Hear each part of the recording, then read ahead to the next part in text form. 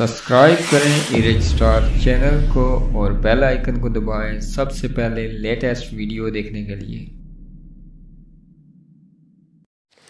अस्सलाम वालेकुम दोस्तों जैसा कि आप जानते ही हैं वसीम अकरम पर पिछले कुछ दिनों से मैच फिक्सिंग के इल्ज़ामात लगे जा रहे थे और पहले अताउर रहमान सामने आए, फास्ट बॉलर जो अताउर रहमान थे उन्होंने इल्ज़ाम लगाया।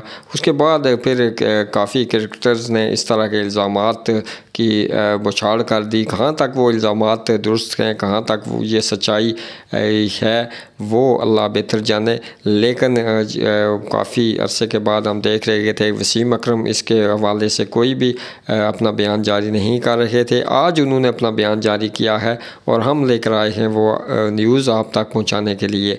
तो सबसे पहले लाइक कर दीजिएगा वीडियो को और अगर पसंद आए तो ज़रूर लाइक कीजिएगा। वसीम अकरम के अगर फ़ैन हैं तो ये वीडियो पूरी देखिएगा।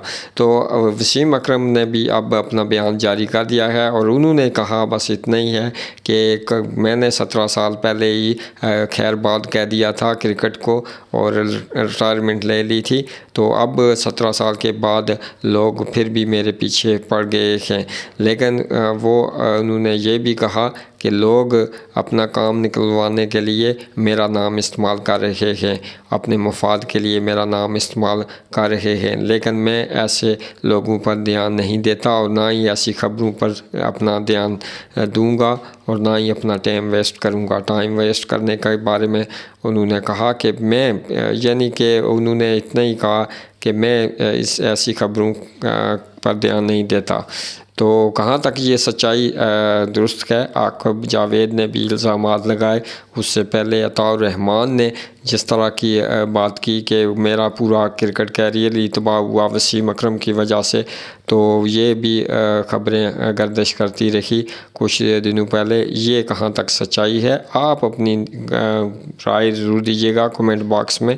आपकी राय भी हम साथ में शामिल करते चलेंगे।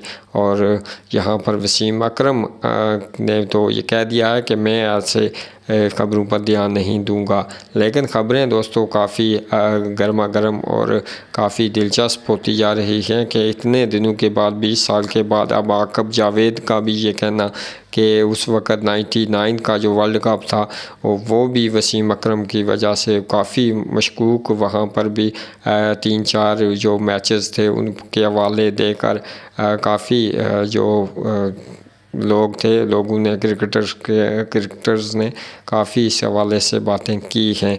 वसीम अकरम के बारे में काफ़ी इस तरह की ख़बरें अब गर्दिश कर रही हैं, तो वसीम अकरम ने तो इन ख़बरों पर ध्यान देने से इनकार कर दिया है। अगर आप हैं वसीम अकरम के फ़ैन तो आप ज़रूर नीचे वीडियो को कर दें लाइक, क्योंकि वसीम अकरम ने जिस तरह कहा है तो मुझे नहीं लगता कि आगे कोई इस तरह के ये जो इल्ज़ामात लग रहे हैं इसका कोई नतीजा हुकस होगा। अगर कोई नतीजा निकलता है तो 20 साल के बाद अब ये बातें मैं नहीं समझता कि हो सकता है कि जैसा वसीम अकरम कह रहे हैं अपना काम निकलवाने के लिए मेरा नाम इस्तेमाल किया जा रहा है। अगर ये ऐसी सच्चाई थी तो पहले क्यों नहीं हुई? अल्लाह बेहतर जाने क्या माजरा है। 99 के आकब जावेद ने यहाँ तक कह दिया है कि 99 का जो वर्ल्ड कप था, 92 के वर्ल्ड कप में इमरान खान ने जिस तरह टीम को जितवाया और वर्ल्ड कप पाकिस्तान ने टाइटल जीता, उसके बाद पाकिस्तान को कोई भी वर्ल्ड कप जीतने को मौका नहीं मिला।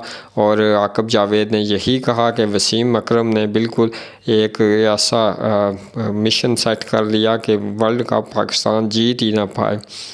तो जब भी उन्होंने ये भी बयान दिया, आकब जावेद का ये भी बयान था कि वसीम अकरम को जब भी मैच इस तरह के बड़े इवेंट होते, वर्ल्ड कप का इवेंट होता, तो उसमें कप्तान को हटाकर, कोई भी कप्तान होता तो उसको हटाकर वसीम अकरम को उसकी जगह लगा दिया जाता था। यहाँ तक खबरें गर्दिश कर रही हैं और क्या है ये सच्चाई?